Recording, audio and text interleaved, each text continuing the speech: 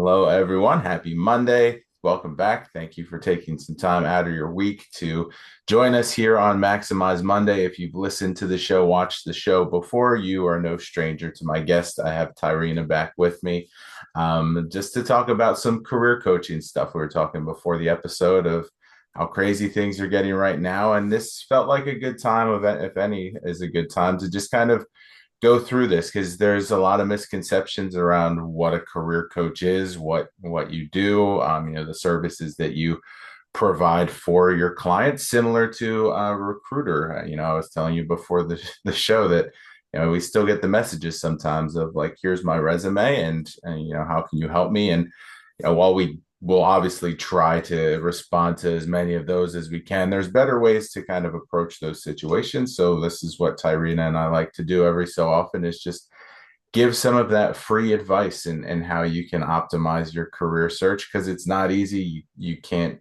do it alone. You shouldn't have to do it alone. So try to give you some support where we can. And we'll talk about networking too, because that's another good way to get through that. But I've rambled on now for 2 minutes. Tyrina, welcome back. How are you? Thanks for being here. I'm good. Thanks so much for having me on again, Matt. It's always a pleasure. Absolutely. Yeah, pleasure is always mine. And so let's jump into that. So that first question of what is a career coach? Because I know when a lot of people post, the controversial green banner of now open to work. And they start to get flooded with like people who are ready to offer support, ready to offer their services, and it can be overwhelming too. So Yeah. obviously I know and trust you as a career coach. I've never personally used your services, but you and I have worked together enough that I've always felt comfortable. If people ask me who's a good career coach, Tyrina is one of those that I will mention there. So what are some of Thank the, you, Matt. of course, so what are some of the common misconceptions around what you do? When you get that initial outreach from the candidates, what are some of the things that you explain to them right off the bat of, this is what I as a career coach will offer you, to make sure that that's going to fit with what they need help with? Yeah, and I will say before I get started, I do not go after those green banner people. I am not one of those. My my style is if you resonate with what I'm posting or we have a conversation, it is no pressure. You when you're ready you to hire, you come on over, we have conversation.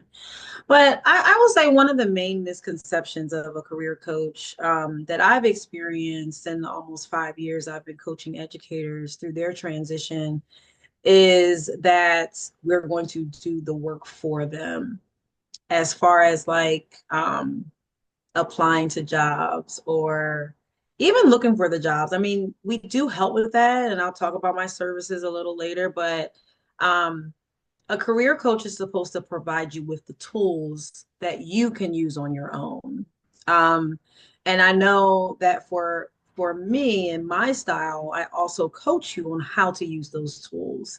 And so I know a lot of other coaches may not offer that, or resume writing companies in general. They may just like do your resume and then say, hey, good luck, keep us posted. But one thing that T Lasser Services does differently is we give you the tools and we also show you and train you and coach you on how to use those tools. Yeah. But I know for my clientele, it can be really tough to apply those tools and find the time. Mhm. Teachers are extremely busy. Yeah. So, and I was telling you before we started here when we were just catching up that I have added a lot more supportive services this year alone to Mhm. help with that so that my teacher clients only have to worry about applying. That's it. That's all you have to do. You don't have to worry about tweaking your resume. We will review your resume for future roles even after your main resume is done. We talk about networking, how you need to do that. I know we'll talk about that later as well. Preparing for interviews, what questions, they may ask. But at the end of the day, you have to land the offer. Yeah. You have to do that.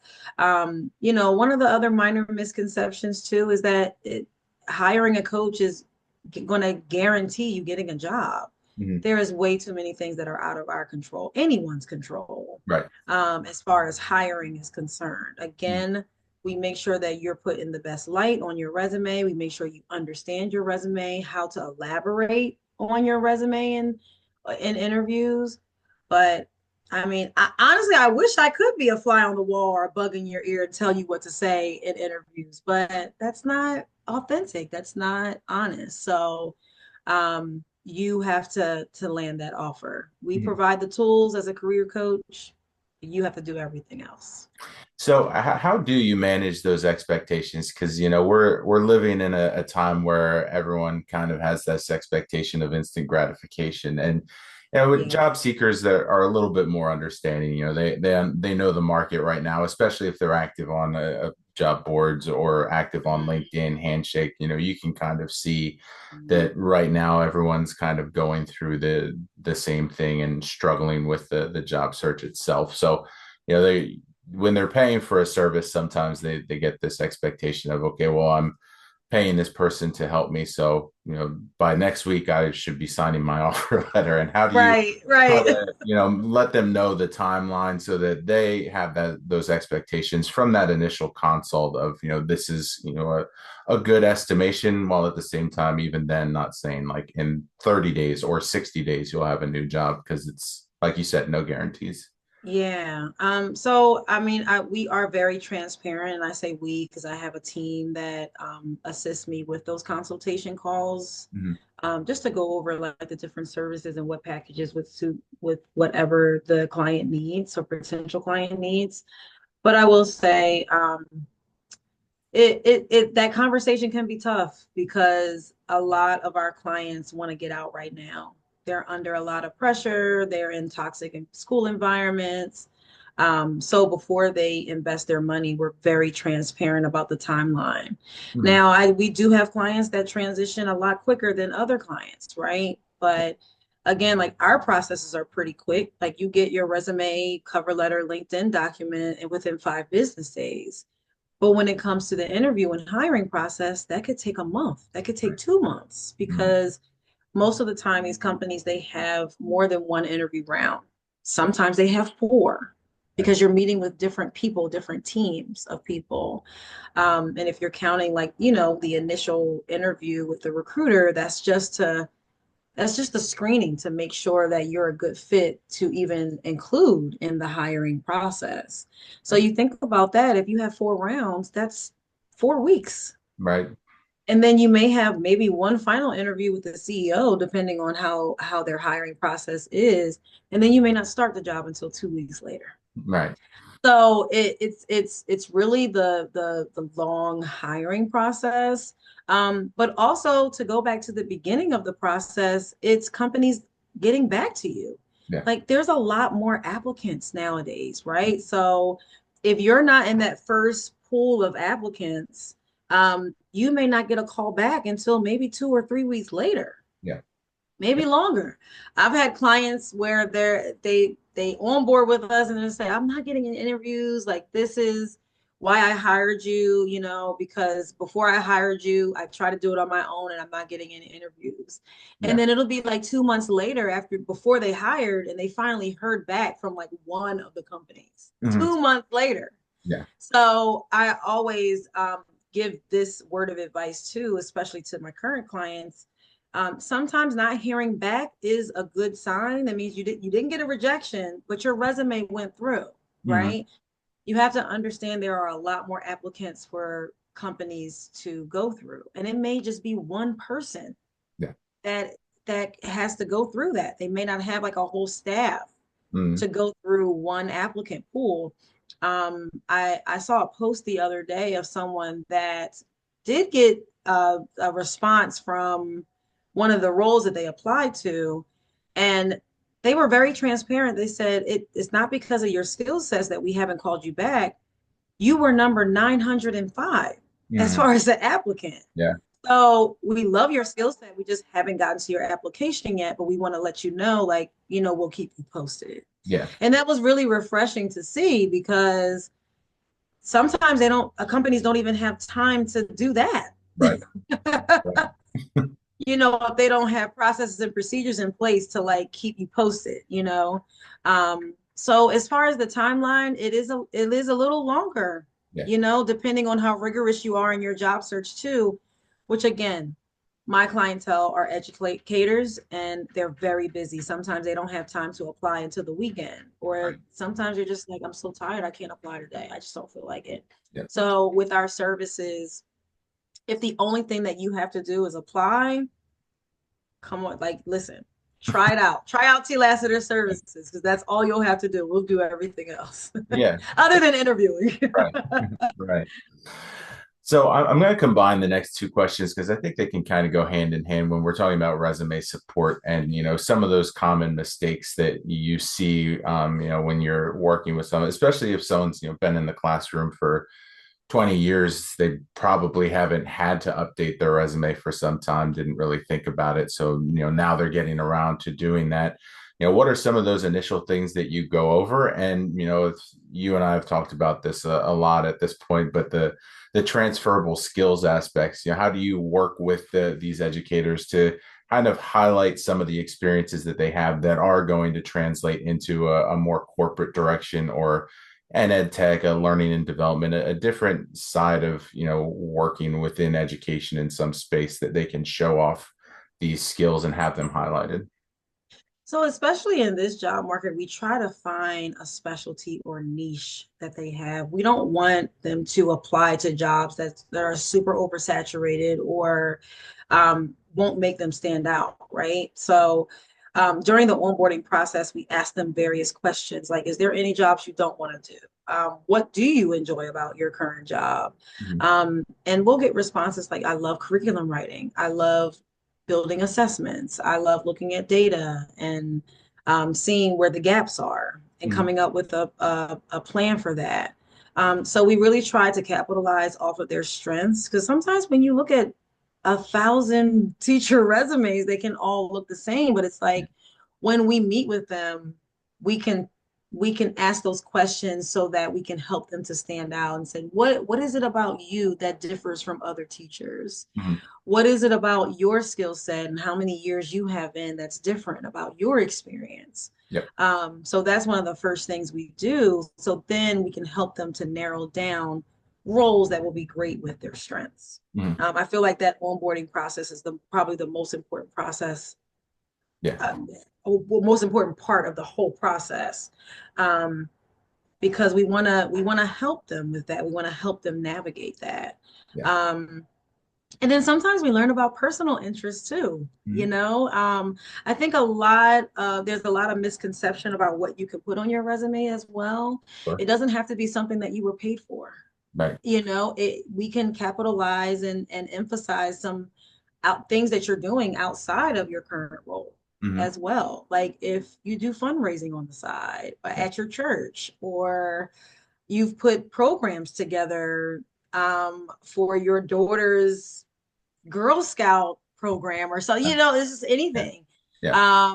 Or you sew on the side. There may be something that we can pull out from that. You have to follow documents and instructions on sewing, Yeah. and it just literally I feel that that is probably the most fun part Mhm. about meeting new people because I'm like, I didn't see that on your resume. How Yep. long have you been doing that? Right. Um, but it is important in this tough market and when we're helping people narrow down roles that we figure out how we can make you stand out because that's the most important. Yeah, absolutely. And going through internship season right now, that's been a bulk of what I look for on the resume because Mhm. we always encourage people at the internship and, currently in college, we're not expecting them to have a ton of professional Right. experience at that point. And so seeing their involvement in campus groups and activities and, how they give back to the community is something we look for at that level. And it certainly makes sense to continue to look at that. Even if you're 20, 25 years into your career at this point, those are still transferable skills for sure. Mhm. So on the other side of that, some of the services that you provide is the interview preparation. And I know you said you'd love to, have that connection in their ear during Yeah, like say this. to listen to questions and that live feedback. But what is some of the evergreen advice that you give, to those who are beyond the application process. They made it to the point where they're going to have a face-to-face time with the hiring manager or with a recruiter.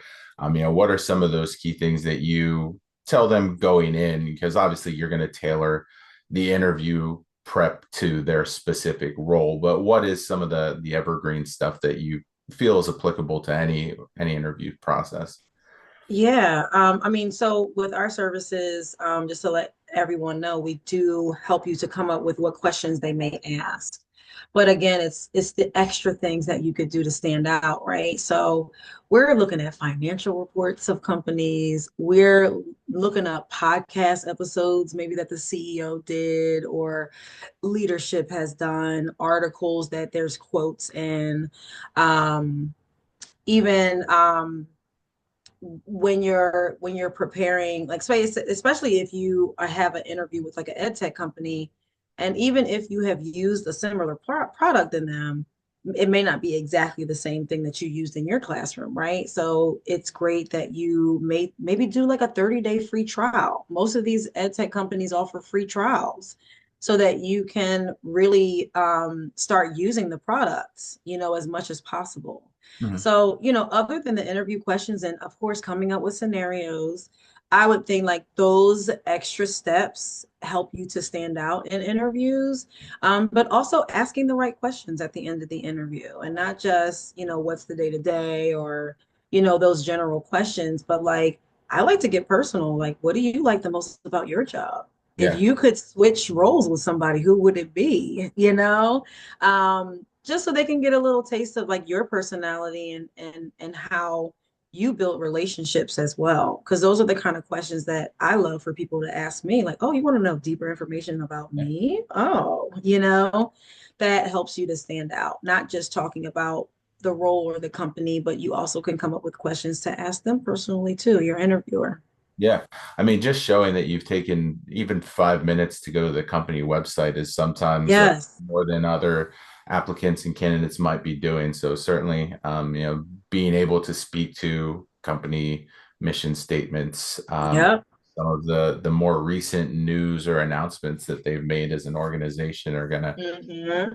with that as well, and probably give you an opportunity to craft some more questions so you're not just Yeah. and saying, "Oh no, I don't have any questions. You covered everything." Oh, It's that it makes me cringe when I like to know like what their strategy has been already so that we can improve it.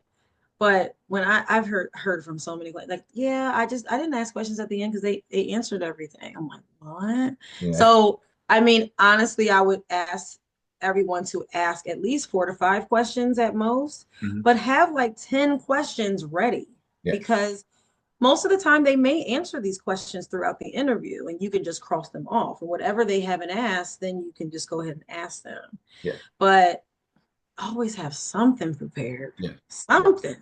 absolutely. And as an additional bonus, I don't hold it against anyone when it's said, but don't say sorry for asking so many questions because that's our job. So don't Yeah. come in with that mindset that One you're of bothering the interviewer. They're right. answer your questions just as much. So Yeah. Ask all the questions. yeah, If you have more than five, that's fine, But just make sure you always tell people like even if it's a remote interview, have a notebook there mhm, because it could be that kind of interview, like throughout the interview, they're telling you things, right. that may answer the questions that you've already had. It Mhm, is not a good look for you to ask questions that they've already answered. That means you weren't paying attention, So yeah, definitely have a notebook handy. absolutely. So if you've listened to a Matt and Tyrina episode, that both of us value networking and branding as part of your job search as well. And that's typically kind of for transitioning educators. A lot of them are fairly new to LinkedIn altogether. I think I've told you before, I would get invites when I was in the classroom and be like, what is LinkedIn past? No thanks. I don't want any more social media. Right. Now here I am on it every week, at least two, three times posting and sharing. Hmm. How do you coach your clients to kind of be strategic with that, building their network? I know you and I have talked about some of like the cold messages that we'll get sometimes that, aren't as valuable as some others might be, emailing a coach or a recruiter and saying, here's my resume, what can you do, is probably not going to get you as far as here's what I'm looking for, here's my experience level, what insight can you share with me on that? So how do you coach your clients to be strategic when they're trying to make those connections and build their network initially? Yeah, LinkedIn, I mean, it can be scary if you haven't been on it in the amount of time it's been around, and it's constantly changing. You have to make sure you're following, proper etiquette. It is a social media platform, but it's not like Facebook, it's not like Instagram or TikTok. So you have to be careful with your approach. But what I will say is everyone has a different goal when it comes to LinkedIn. Sometimes it's just to network. You may already be in your dream job and you just want to network and, create that community that if an opportunity comes that you'll be considered because nothing's guaranteed, not even your current job, right?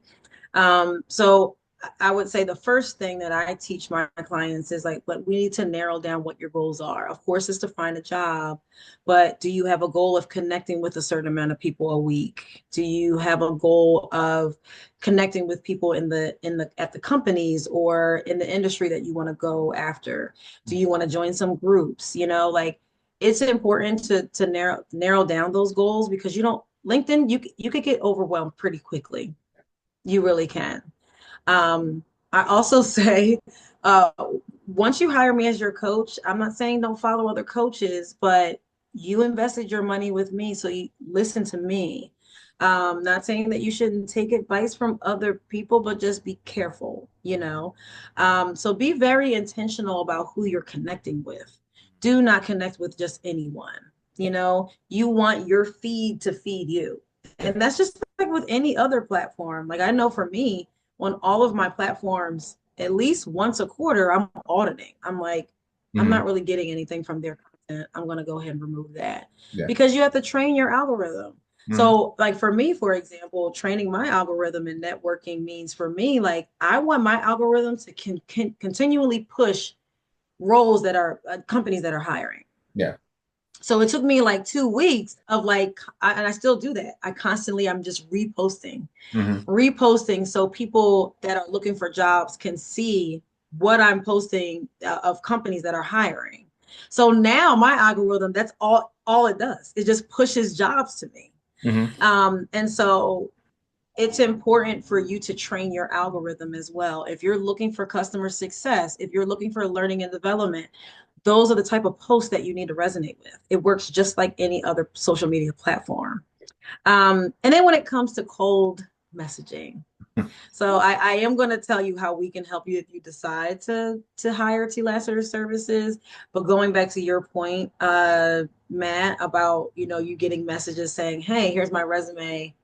What roles would I be good for? Do you have any roles that you're hiring for that I'll be a great fit for?" Don't do that. Be very intentional. Yeah. Do a proper greeting. Even if you wanted to, send your resume in PDF, you can do that. But the meat of your message, it needs to be you persuading me about these skills that you have and an opening that you already see Mm-hmm. that I'm hiring for as Yeah. a recruiter or that I'm connected with.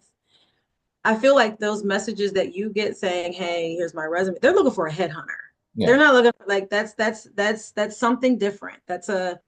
There are people out there, you most likely have to pay them that can look at your resume and say, yeah, you will be great for this. I mean, essentially that's a career coach as well. Mm-hmm. Um, but when you're being intentional about networking with recruiters, hiring managers, or someone you just want to connect with to get to know them, know about the company, it's important that your message is intentional as well. Yeah. So you have to put in those details about what your skills are, what you're interested in, Mm-hmm. and you should want that for yourself too. Like, what if you were the type of recruiter that say, "Hey, yeah, we have this role. We're actually hiring a plumber. Would you want Mm-hmm. to do that?" Right. And then they would get offended, like a Yeah. plumber, like what? Well, Yeah. you didn't tell me what your interests were. You didn't tell me what you're looking for or what you don't want to do, Right. right?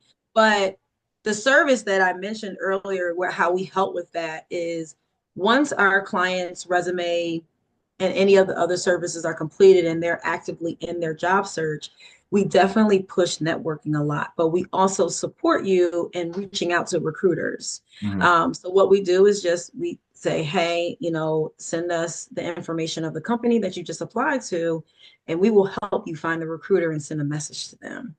And the flow that we use for that, as far as like how you should, like a kind of like a template of like what your message should be, is you're introducing yourself. You could talk about how many years you've been in the industry, then what you're looking for, and then if appropriate, you can attach your resume if you want them to just go ahead and look at it. But Yeah. make sure that you've applied to the job already, so then they can just pull your application. And honestly, we've been getting some pretty good feedback with that approach. So if Mhm. anyone wants to use that approach, please steal it. That's Yeah. fine.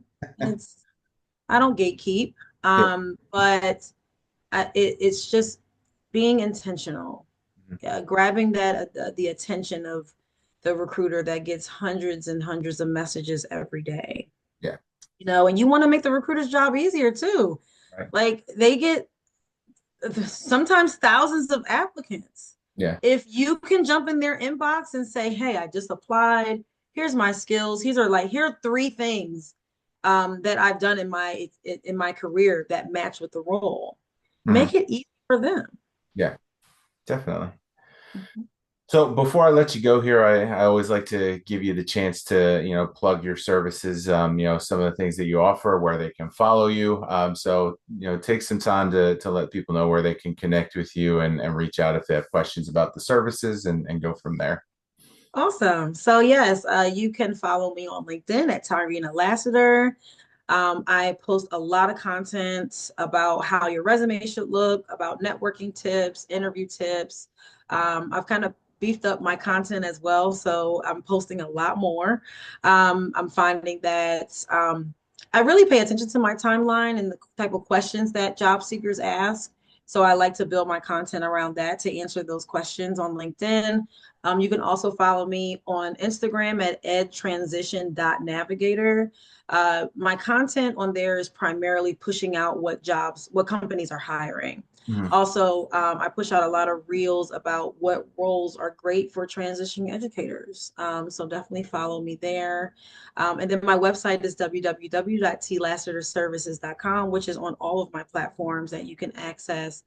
And the services that we offer are resume updates, LinkedIn updates, optimization, interview coaching, which we help you, until you land a role, and cover letter as well. I also have a coaching program too. Like if you feel like you need deeper assistance and you want to, kind of take your time with making sure you choose the right roles, I do have a coaching program that is on the website as well. And all of my services, regardless of what service you hire us for, come with additional support, which means we continue to help you to make slight tweaks to your resume before you apply. We help you answer job application questions if it's a question that you've never answered before. And then also the recruiter connection service where we help you to connect with recruiters. But Awesome. my brand is we help you until you transition. There is no limit to when we stop helping you. Awesome. Well, Tyrina, again, this won't be the last time you and I do one of these. I appreciate you always being willing to jump on and sharing your wisdom and expertise here. If you're not connected, following with Tyrina, and make sure you're doing that now. I appreciate you taking some time to watch and hang out with us. And we have a great week. We'll see you next Monday. Thanks, Matt. Bye, everybody.